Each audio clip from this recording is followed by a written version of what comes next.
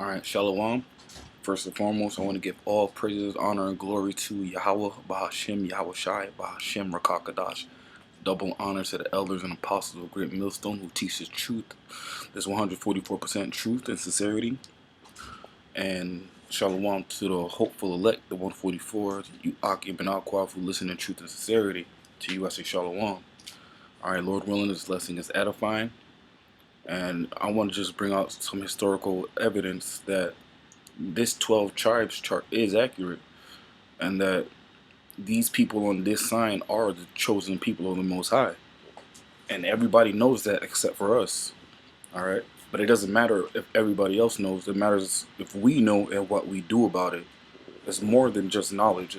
It's actions behind the knowledge, and then this is how you obtain wisdom.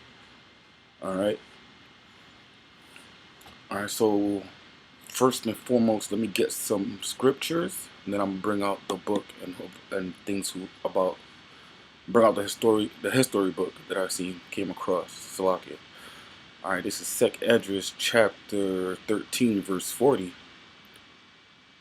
Those are the 10 tribes which were carried away prisoner out of their own land in the time of Hosea the king, who Salmanazar, the king of Assyria, led away captive, and he carried them over the waters, and so they came into another land.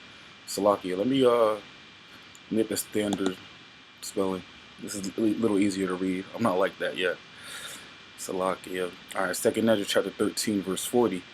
Those are the 10 tribes which were carried away prisoners out of their own land in the time of Hosea the king, who Salmanasar, the king of Assyria, led away captive, and he carried them over the waters, and so he came into another land.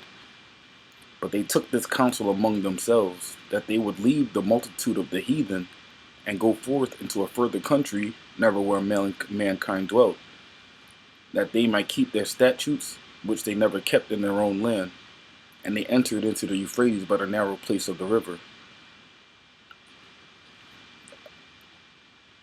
Slakia. Let me just keep going. For the most high, then verse 44, Slakia. For the most, Slakia, 2nd Ezra 13, verse 44.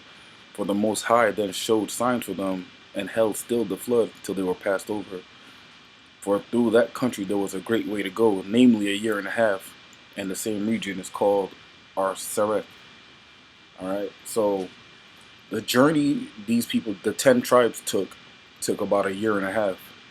Alright, and this is the journey they took from their own land to the New World, as people call it, or the West, or the Americas, as it's called modernly.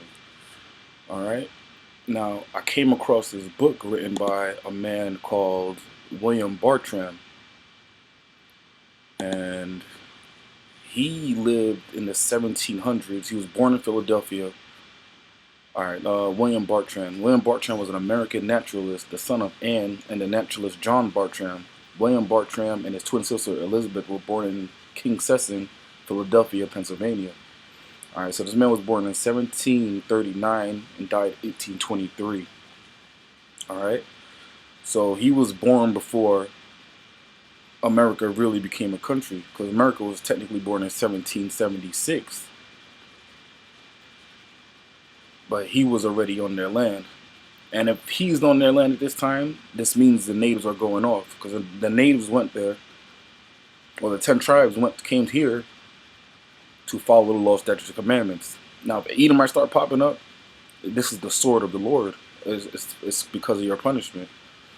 All right, but he wrote this book called, in 1792, Travels Through the North and South Carolina, Georgia, East and West Florida, the Cherokee Country, the extensive territories of the Muskogees, or Creek Confederacy, and the country of the Choctaws, containing an account of the soil and natural productions of the regions, together with the observations on the manners of the Indians, embellished with copper plates by William Bartram. So he traveled through the whole southeast of Babylon, and he mainly traveled there to study the plants and the soil, but he also observed the people. Alright, so got a copy of his book here. No, that's not it. Slovakia.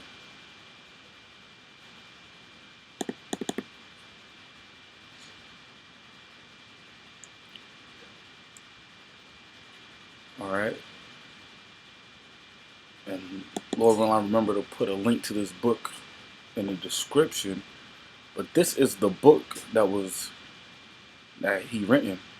And right here is an image inside of the book of the king of the Seminoles called Miko Chuloko. And I can see from this picture, his beard is shaved, his head is shaved. And remember, he's going off. The man's going off. But I did find something interesting in this book. You know what? Let me just go to the website because it's easier to navigate that way. Oh, Shaw, bear with me. All right, yeah, this is the book here, but it's not the book; it's the printed version. But this book was written in 1792, 16 years after America became a country.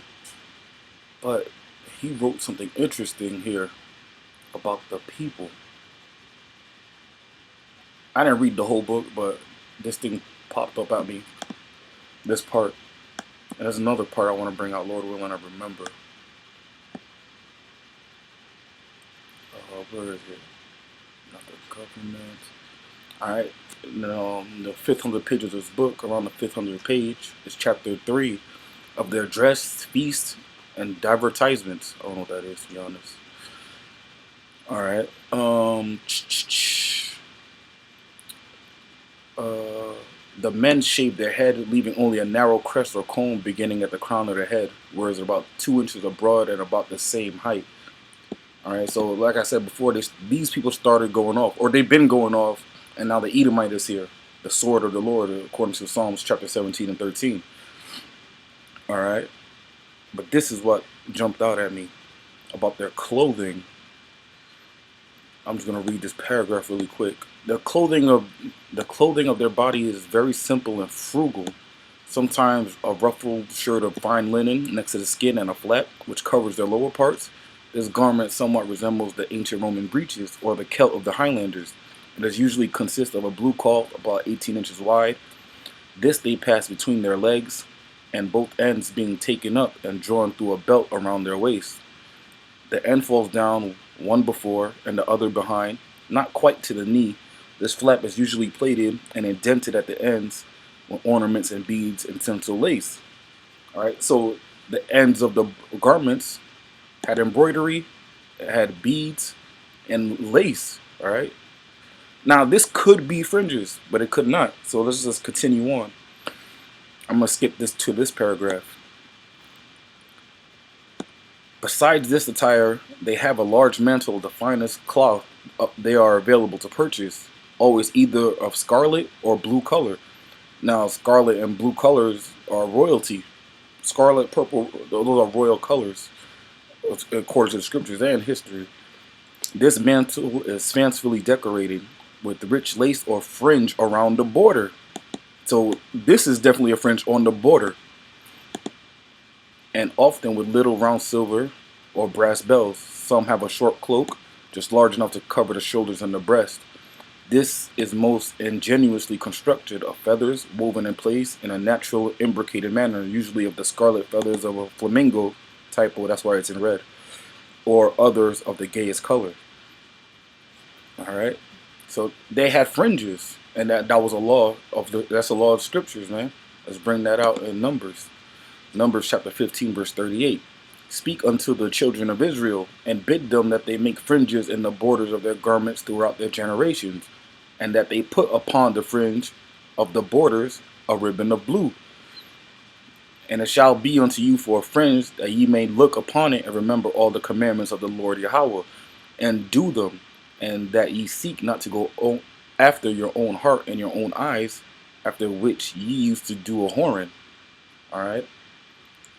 So if you're not keeping the commandments, you're committing spiritual fornication. You become a whore, basically, following other doctrines. But it says here that the Native Americans in the 1700s wore fringes on their clothes, man. So they kept some statutes, but they went off for the most part, started worshiping the creation more than the creator. That's why they had feathers in their head. They started worshiping beasts and buffaloes and stuff. But these are still Israelites. It's not just black people. All right. One more thing that popped out, or some of the most, page 508.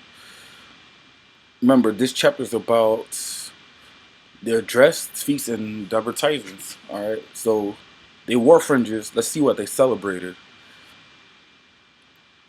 All right. The Busk, or the Feast of First Fruits, is their principal festival. This seems to end the last and begin the new year.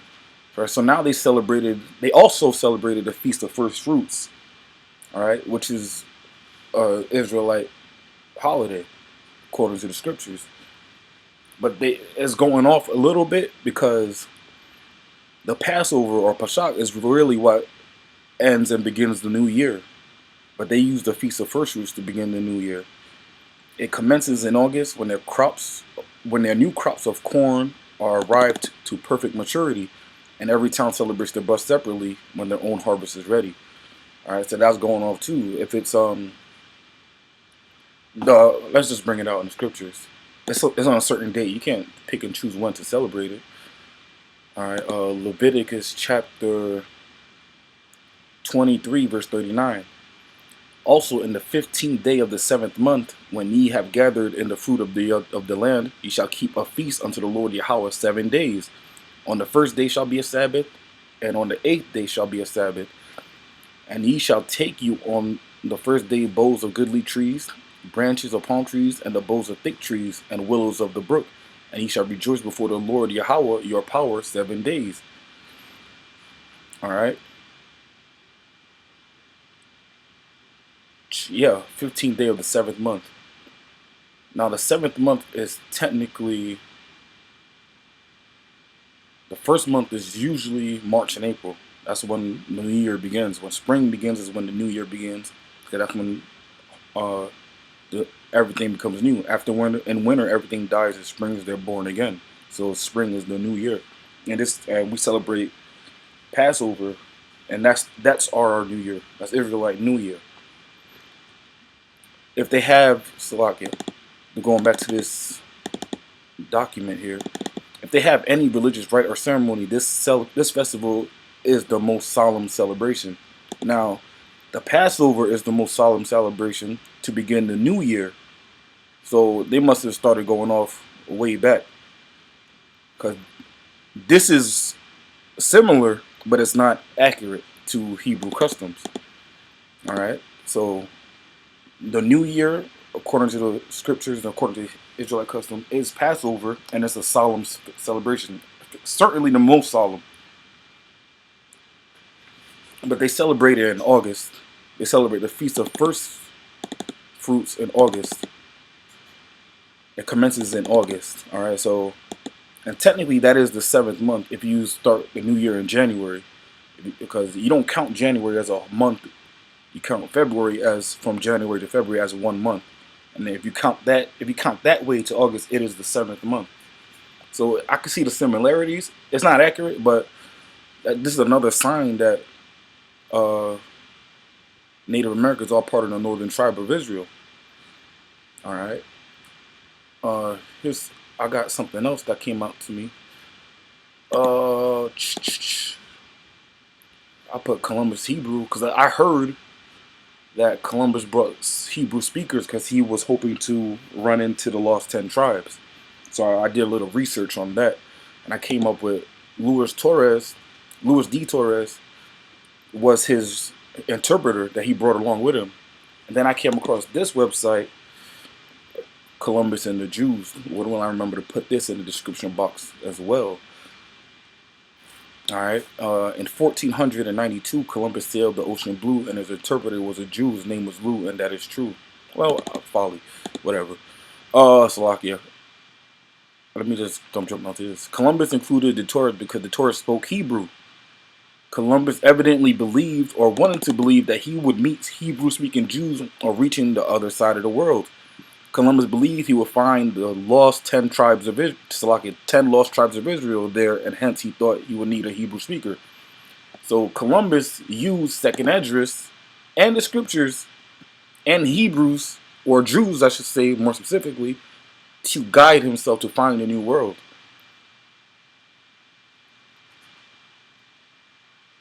It should be noted that the voyage of Columbus was financed by two Jews, Louis de Sant'Angelo, Chancellor of the Royal Household of the King Ferdinand, and Queen Isabella, and Gabriel Sanchez, the Treasurer of Aragon, both conversos, of course. I believe that, yeah, conversos is someone who converted from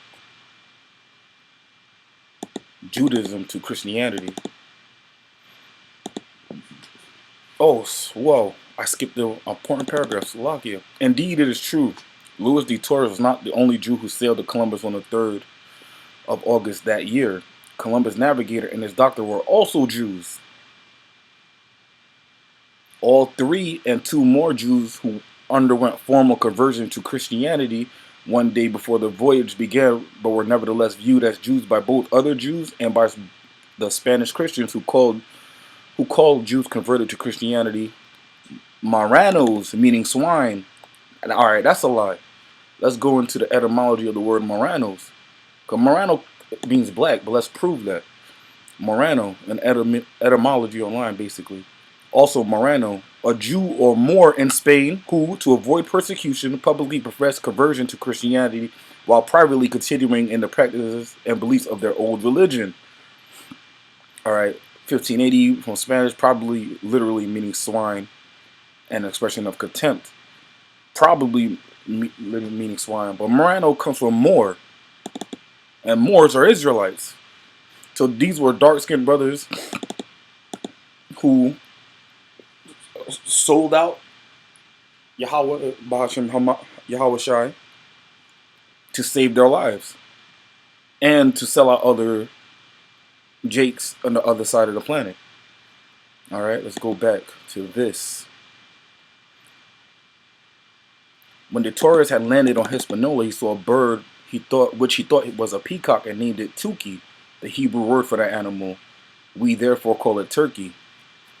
Today, Hispaniola is divided into the French-speaking Haiti and the Spanish-speaking Dominican Republic. Those are Jakes too. All right, let me just skip over this. This is interesting. I never heard this before, but this is interesting. As we have just seen, Columbus believed the legend of the lost 10 tribes. This was believed by many people and is still current, which is true. They're lost, but they're found. We know who they are. They just don't know who they are. But they're going to wake up. Although we know now that the lost 10 tribes were dragged into Babylonian captivity, migrated over Asia, and left their culture with numerous civilizations on that continent all the way to Japan. This is partially true. The Israelites were scattered across the four corners of the globe. But Second Esdras described these 10 tribes that came to the New World. Alright, everything else is a lie. I'm not going to read that. But you can if you want. I'm going to leave the link to it.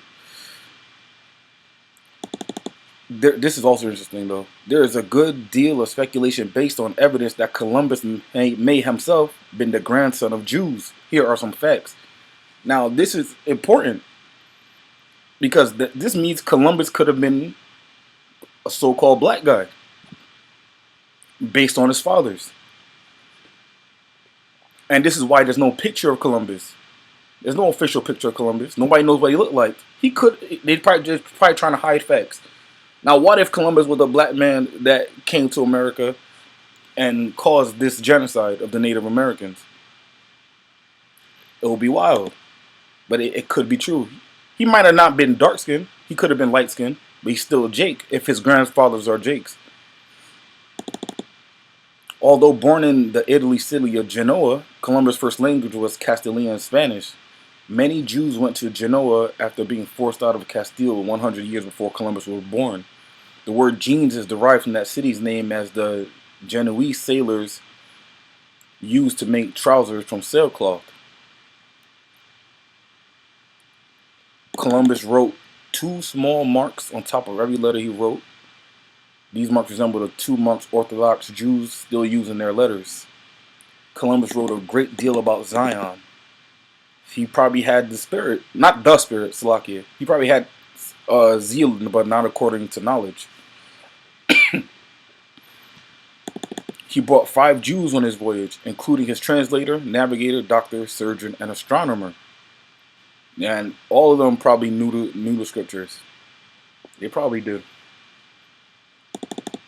On that very day that Columbus sailed for the New World, the Jews who had been expelled from Spain, from the port of Palos as well, Columbus' diary begins with these words: "In the same month in which their majesties issued the edict that all Jews should be driven out of the kingdom and its territories, in the same month they gave me the order to undertake with sufficient men my expedition to discover the Indies."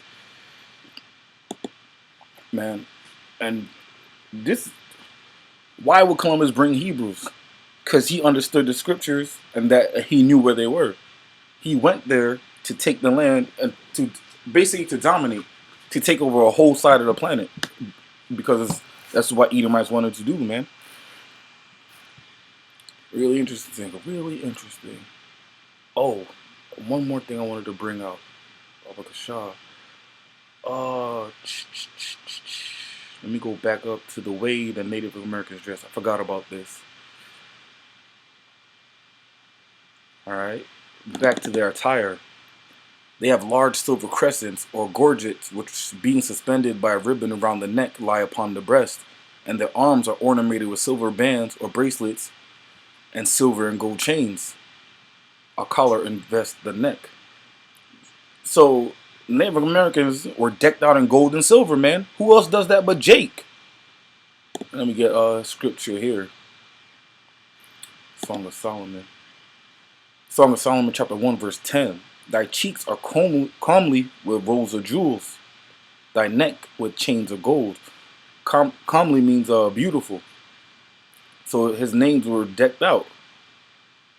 And this is Daniel chapter 5 verse 16. And I have heard of thee, that thou canst make interpretations and dissolve doubts. Now if thou canst read the writing and make known to me the interpretation thereof, thou shalt be clothed with scarlet. That's a color of power or royalty, and have a gold chain about thy neck, and shall be the third ruler in the kingdom.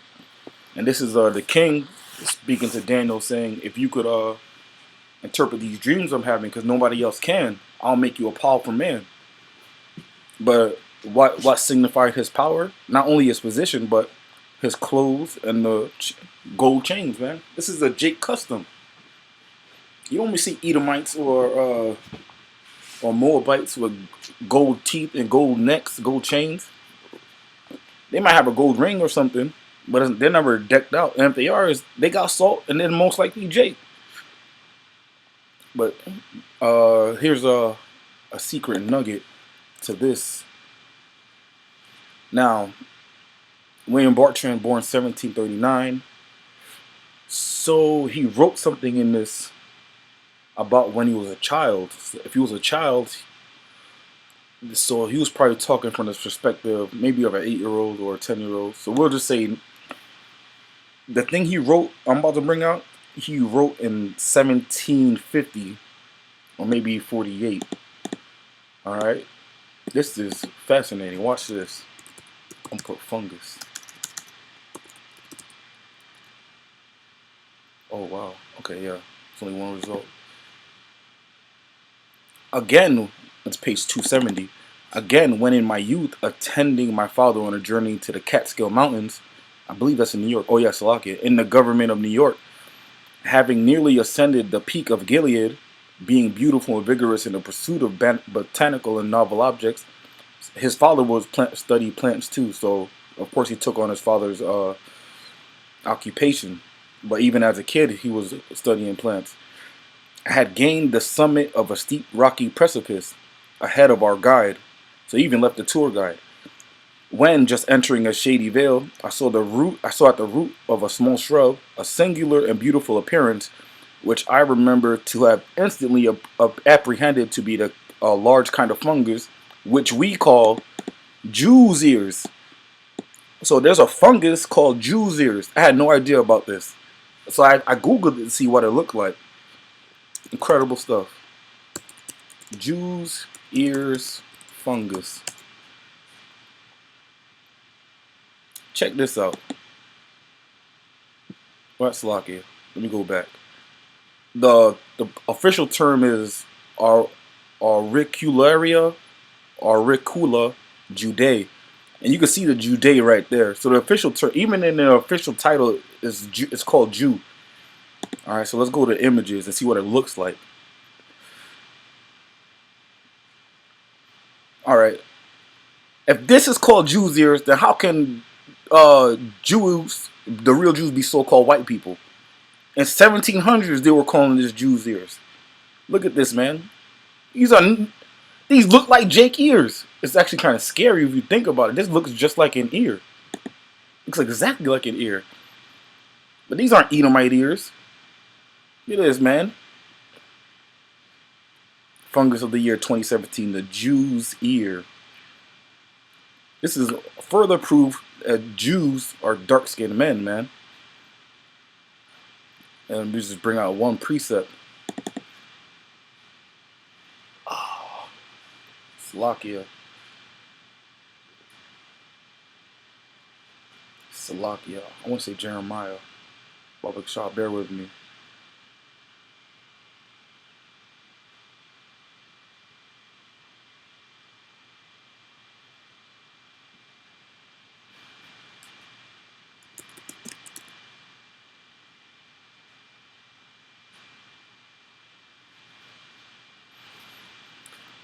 Jeremiah chapter 14, verse 2. Judah mourneth, and the gates thereof languish. They are black unto the ground, and the cry of Jerusalem is gone up. They are black unto the ground. The term Jews come from Judah, the tribe of Judah, but the whole southern kingdom is usually referred to as Jews because they're all dark skinned for the most part. There are light skinned Jews, real Jews, not the so called Jewish. But yeah, man, this chart is accurate, man. Gad, I believe through the Spirit, are Native American Indians, Druid. Even if these are not the tribe, Native Americans and Seminole Indians are part of the 12 tribes. So are Mexicans, so-called Mexicans, which are really the tribe of Issachar. This is accurate, man. Levi being Haitians, or being so-called Haitians. One of the most popular last names or surnames in Haiti is Jean Baptiste, which translates to John Baptist. And John the Baptist was a Levite. I don't believe in coincidences, man. But